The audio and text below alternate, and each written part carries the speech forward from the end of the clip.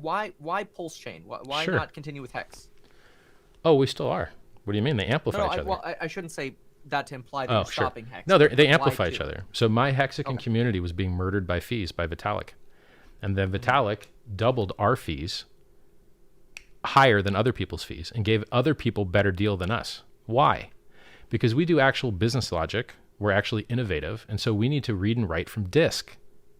And so what he did was he increased the cost of reading and writing to disk by, I think, 15 or 20 fold.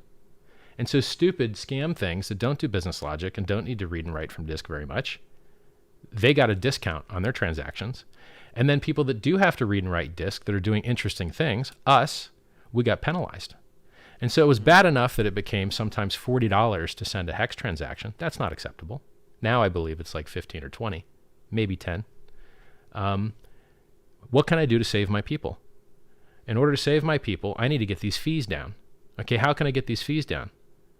You can't. It's a limited resource with a public auction, and there's high demand. Period. Okay. So the only way to reduce the price is to increase the supply.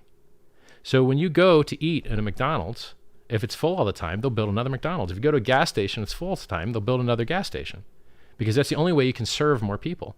And so I needed to increase the capacity of a useful blockchain in order to reduce the Ethereum fees for everybody by taking some of the load off of theirs. By the way, there's a lot of coins that don't function on Ethereum anymore because the fees are too high. They'll have a home on the Pulse chain. And even all of the coins that may not like Pulse, we got your ticker, we got your code, the liquidity is going into a separate pool you don't control, so you can't pull it even if you want to. Some people could, like USDC and USDT could just invalidate all the coins. Their users might sue them for doing that, so they might not do that. Okay, another question. Sure. Are you aware of any institutions that own any HEX coin?